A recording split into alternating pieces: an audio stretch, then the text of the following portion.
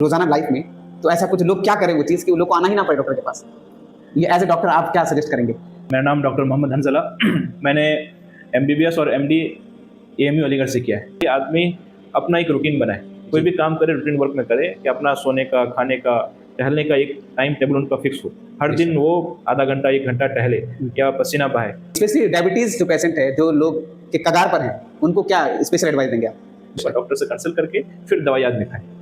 बेशक, बहुत इंपॉर्टेंट बात डॉक्टर साहब ने कही कि बहुत दफ़ा क्या होता है कि हमें पेन रहता है या पेट में दर्द आता है तो हम लोग डायरेक्टली पेन किलर्स वगैरह लेते रहते हैं, जिसकी वजह से एट दैट टाइम हमें तो फील होता है कि यार कम हो गया, लेकिन एक्चुअली उसमें होता ये है कि कुछ और भी चीज़ें अगर रहने से बहुत ज़्यादा नुकसान कर जाती है, किडनी पे इफेक्ट करता है। एज ए स्पेशलिस्ट अगर माना जाए कि हंजला साहब फना चीज़ के स्पेशलिस्ट हैं, तो आप इस पर आप क्या कहेंगे? देखिए, ऐसे फिजिशियन तो सब कुछ देखते हैं, लेकिन जनरली हमारे पास शुगर के पेशेंट ज़्यादा आते हैं और अल्हम्दुलिल्लाह उसका फ़ायदा भी लोगों को होता है। सो अस्सलाम वालेकुम वरहमतुल्लाहि वबरकातुहू। उम्मीद है आप सब खैरियत से होंगे। आज मेरा आना हुआ है यहाँ पर जर्डे हेल्थ केयर, जो कि मारवाड़ी कॉलेज में टीवीएस शोरूम के जस्ट बगल में किशनगंज में है। जी हाँ, यहाँ के जो डॉक्टर हैं स्पेशलिस्ट, ये डॉक्टर हंजला साहब हैं, जो कि एएमयू से एमबीबीएस इन्होंने किया हुआ है और एमडी भी आपने एएमयू से ही किया हुआ है। काफ़ी एक्सपीरियंस्ड हैं माशाल्लाह, और बहुत जगह ये सर्विस खिदमत अंजाम दे चुके हैं। और ये डॉक्टर का जो जॉब है, ये सबसे one of the best job मैं मानता हूँ, क्योंकि यहाँ पर आदमी को दुआएं बहुत ज़्यादा मिलती है। अगर क्योंकि जितने भी लोग आते हैं इलाज करने, अगर वो ठीक हो जाते हैं, अल्लाह उसको ठीक कर देते हैं इनके हाथों से, इनके ज़रिए से, तो दुआएं तो इनको मिलेंगी डायरेक्टली। तो ये बहुत अच्छा काम है माशाल्लाह। तो आज मेरा यहाँ पर आना हुआ है, कुछ गुफ्तगू होगी इंशाल्लाह इनसे कुछ चंद बातों पर। कि सबसे पहले सर मैं आपसे ये करूँगा, मुबारकबाद आपको देना चाहूँगा कि आप इतने बेहतरीन काम कर रहे हैं। इंसानियत की खिदमत का one of the best way है ये जो आप अंजाम दे रहे हैं माशाल्लाह। तो आप अपने बारे में थोड़ा सा बेसिक इंट्रोडक्शन दीजिए, आपकी बेसिक एजुकेशन और कहाँ से आपने एमबीबीएस वगैरह किया है, और आप डॉक्टर जॉब को, प्रोफेशन को कैसे देखते हैं, आप थोड़ा सा बताएं इंशाल्लाह। पहले तो मैं आपका शुक्रगुजार हूँ कि माशाल्लाह आप वक्त निकाल के हमारे पास आए। और मेरा नाम डॉक्टर मोहम्मद हंजला। मैंने एमबीबीएस और एमडी एएमयू अलीगढ़ से किया है, अलीगढ़ मुस्लिम यूनिवर्सिटी से किया है। माशाल्लाह यूनिवर्सिटी किसी तारीफ़ का मोहताज नहीं है और सैकड़ों सदी से लोग उससे फ़ायदा उठा रहे हैं। लोग पूरे दुनिया में वहाँ से पढ़ लिख के लोग जा रहे हैं, तो हमने भी वहीं से पढ़ाई किया है। और मैं किशनगंज में मुझे आए हुए अभी 2.25 साल के आसपास हो गए जी। अल्हम्दुलिल्लाह आए। ये क्लिनिक में हम यहाँ पर प्रैक्टिस करते हैं, और हम लोग जनरली डे केयर, मतलब ये है कि जो पेशेंट ओपीडी वाला होता है उसको हम लोग यहाँ पर उसका इलाज करते हैं। और जनरली जो मरीज होता है वो शुगर है, हार्ट से रिलेटेड है, प्रेशर से रिलेटेड जो बीमारी, प्रेशर की बीमारी है, और बाकी सर्दी, खांसी, बुखार, इस तरह से जो भी बीमारी होती है उसको हम लोग यहाँ पर उसका इलाज करते हैं। और अगर ज़्यादा सीरियस होता है तो फिर हम लोग उसको, जो उसका प्रॉपर जगह है जहाँ पर हम लोग रेफर करने का होता है, माशाल्लाह। अच्छा, एज ए स्पेशलिस्ट अगर माना जाए कि हंजला साहब फना चीज़ के स्पेशलिस्ट हैं, तो आप इस पर आप क्या कहेंगे? देखिए, ऐसे फिजिशियन तो सब कुछ देखते हैं, लेकिन जनरली हमारे पास शुगर के पेशेंट ज़्यादा आते हैं और अल्हम्दुलिल्लाह उसका फ़ायदा भी लोगों को होता है। तो लोग बेशक, चलिए माशाल्लाह। तो यहाँ जो आप फैसिलिटीज़ दे रहे हैं, क्या यहाँ पर नर्सिंग का भी फैसिलिटीज़ है या आपका फ्यूचर प्लानिंग्स ऐसे कुछ? देखिए, अभी क्योंकि हम 2 ही साल हुआ है मेडिकल फील्ड में, तो एक्सपीरियंस का भी ये होता है। ऐसे हमने एमबीबीएस किया है, एमडी किया है, फिर सीनियर रेसिडेंसी किया है, फिर एज ए हम मेडिकल ऑफिसर भी हैं बहादुरगंज में, और ये भी हम प्रैक्टिस कर रहे हैं। तो एक्स्ट्रा टाइम में क्योंकि ये हम करते हैं, तो इसलिए अभी हमने वो एडमिशन वगैरह का कुछ रखा नहीं है। जो भी पेशेंट, इस तरह का पेशेंट होता है, उसको डायग्नोस करके दवाई लिख देते हैं, फिर वो फॉलोअप में दिखाते हैं। तो हमारे पास यहाँ पर ईसीजी की फैसिलिटी है, जिससे हम हार्ट अटैक वगैरह का पता कर सकते हैं जी। उस तरह से सांस की जो बीमारियाँ होती है उसके लिए हमने नेबुलाइजर रखा है, और भी बेड वगैरह लगे हुए हैं, जैसे उनको इन्फ्यूज़न है, सलाइन है, जो भी दिक्कतें होती हैं उसको हम यहाँ पर अपने सामने में शॉर्ट आउट करते हैं। फिर जो दवाई होती हैं वो घर में इस्तेमाल करते हैं। नॉमिनल रेट्स पे फीस बहुत ही कम रेट पे हम लोग कोशिश ये करते हैं कि जो बहुत कम पैसे में उनका इलाज हो जाए। जांच भी जो बहुत ज़रूरत की रहती है वही कराते हैं, और फिर दवाई भी बहुत ही जो एथिकल ब्रांड का अच्छे दवाइयाँ होती हैं वो लिखते हैं, और हर आदमी को हम लोगों ने दवाइयों में भी सबको कंसेशन देते हैं, और मार्केट से हमारा रेट हर अल्हम्दुलिल्लाह बहुत कम है, तो अल्हम्दुलिल्लाह उसकी वजह से लोग आते भी हैं। माशाल्लाह, जो असल खिदमत होनी चाहिए, खिदमत की जो हमारा जॉब है, प्रोफेशन है, इससे भाई लोगों का फ़ायदा तो होगी और दिन की खिदमत हो, इंसानियत का भलाई हो, और इसमें आप बखूबी वो अंजाम दे रहे हैं। मैं एज़ अ पर्सनली भी इनसे डॉक्टर साहब से मिला हूँ, काफ़ी वक्त स्पेंड किया लगे रास्ते में भी। माशाल्लाह काफ़ी हमदर्द हैं, और जितना भी कहते हैं, एक होता है ना कि भाई सेल्फिश होता है, मतलब दूसरों के लिए जीना, मैंने इनके अंदर वो बात देखी है माशाल्लाह। ये कोई एडवर्टाइजमेंट नहीं है, this is my personal feedback and I am giving. माशाल्लाह। तो डॉक्टर साहब, एक तो ये हो गया कि आपने ये सारी चीज़ें अल्हम्दुलिल्लाह कर रहे हैं, तो आगे की क्या प्लानिंग है आपका, फ्यूचर प्लानिंग्स क्या है यहाँ पर, मतलब ZA हेल्थ केयर का अब in future project next 5 years में आप क्या देख पा रहे हैं यहाँ पर, क्या क्या चीज़ें? देखिए, अगर ऐसा कुछ लोगों के राय मशवरे से होगा तो फिर आगे हम लोग फिर इंशाल्लाह चीज़ बताई जाएगी। बेशक। अभी हमने बहुत आगे एक्सपेक्टेशन नहीं है, बस ये है कि भाई लोग फ़ायदा उठाएँ, बेशक, और बेशक। इंशाल्लाह इसी में आगे देखा जाएगा। क्योंकि यहाँ पे डिमांड बहुत ज़्यादा है, बहुत ज़्यादा रश होता है, और बहुत लोग ऐसे भी हैं जहाँ पर अननेसेसरी उनको फ़ी पे करना पड़ता है, बहुत जगह ऐसा है। जी। नाम तो नहीं लूँगा, लेकिन ऐसा हो रहा है, जी, जी। जिसमें गरीब का शोषण भी हो रहा होता है। अगर ऐसा कुछ हो जाए इंशाल्लाह तो बहुत बेहतरीन होगा।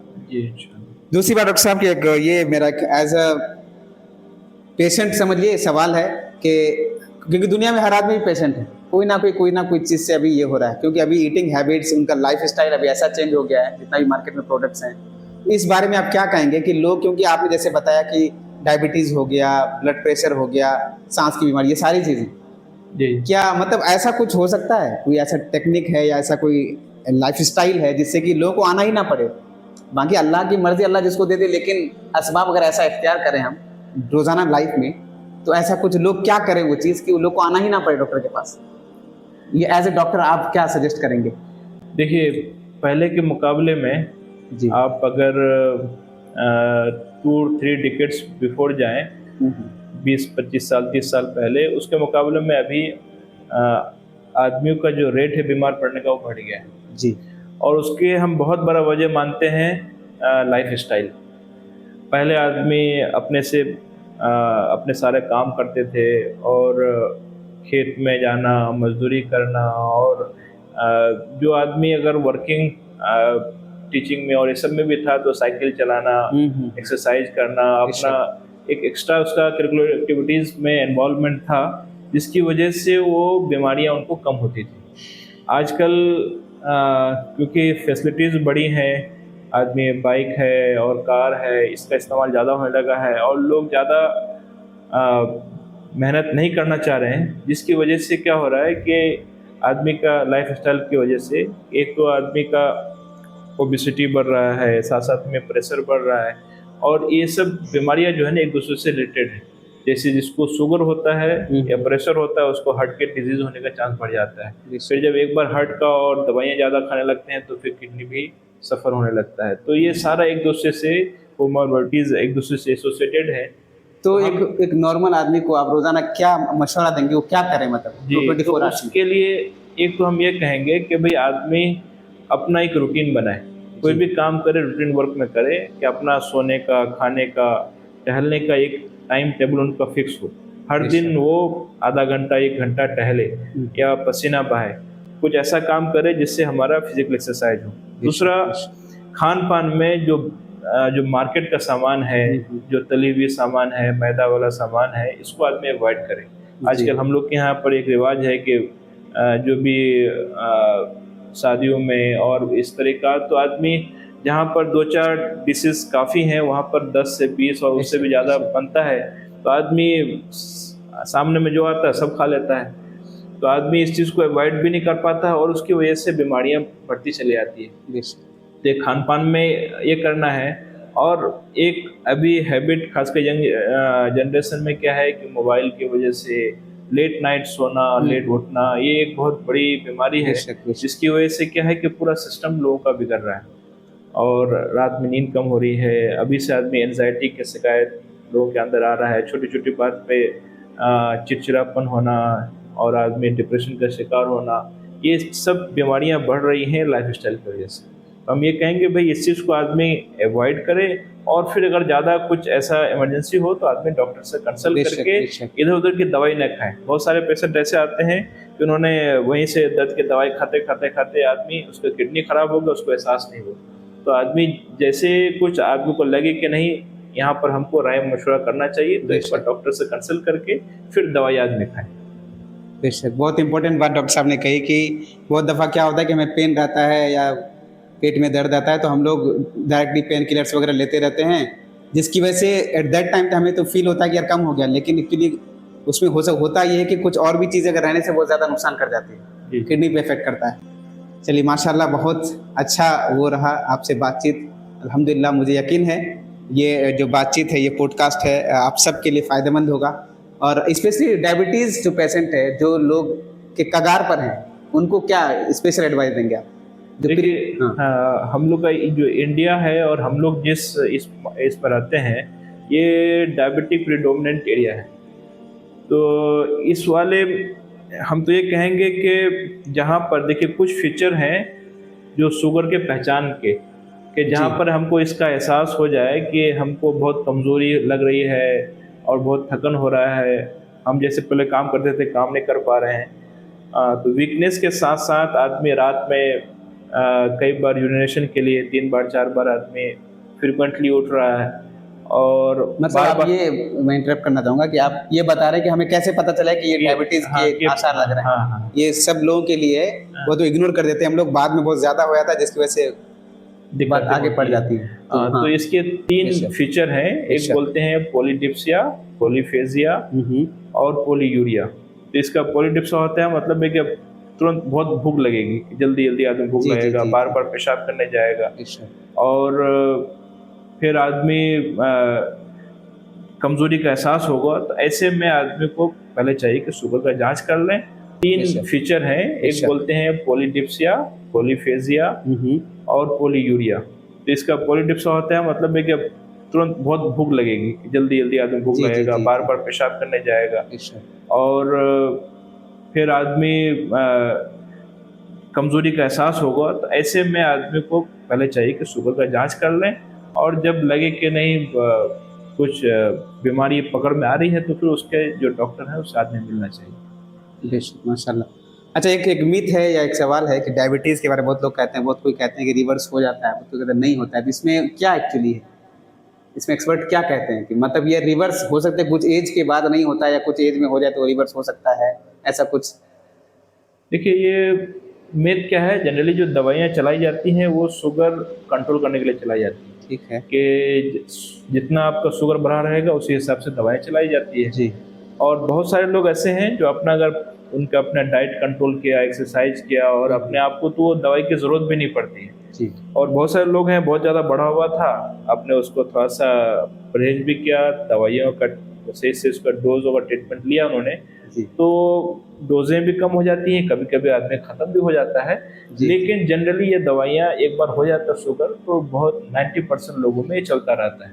इसलिए हम ये कहेंगे कि भाई आदमी थोड़ा सा भी अगर कंट्रोल है तो उसको छोड़ना नहीं मतलब चाहिए, उसको टेस्ट कराते रहें। हाँ, परहेज वो जारी रहे। हाँ, परहेज भी जारी रहे, हाँ, लाइफ लाइफ टाइम परहेज जारी रखे।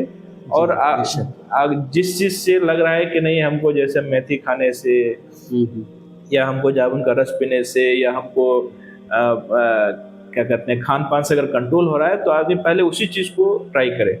दवाई का आदमी सेकंड नंबर पे उसको रखे। अगर हमारे खान पान से इससे कंट्रोल हो जाए तो बहुत अच्छी बात है। माशाल्लाह। अच्छा, एक मेरा सवाल था कि आदमी अगर बहुत लॉन्ग टाइम तक अगर एलोपैथी दवाई ले, उसका क्या इफेक्ट पड़ सकता है? मतलब क्या कुछ इफेक्ट भी उसका होता है? देखिए, ये तो हम ये नहीं कहेंगे, चाहे एलोपैथी हो या कोई भी पैथी का अगर कोई भी दवाई हो, तो कोई भी दवाई या कोई भी चीज़ आदमी लॉन्ग टर्म से लेता है उसका इफेक्ट पड़ता है। तो ये पार्टिकुलरली सिर्फ एलोपैथी वाला मामला नहीं है। उसकी वजह यह है क्योंकि एलोपैथी में रिसर्च होते हैं, दवाइयों का इफेक्ट देखा जाता है, लॉन्ग टर्म इफेक्ट देखा जाता है, शॉर्ट टर्म देखा जाता है। तो इसके सारे आउटकम पता है कि ये दवाई खाएंगे तो ये होगा, ये खाएंगे तो ये होगा। बहुत सारे में रिसर्च नहीं होता तो पता नहीं चल पाता है। इसलिए हम ये कहेंगे जो ज़रूरत की चीज़ें हो, दवाइयाँ उसको लिया जाए, जो ज़रूरत की नहीं है उसको नहीं लिया जाए।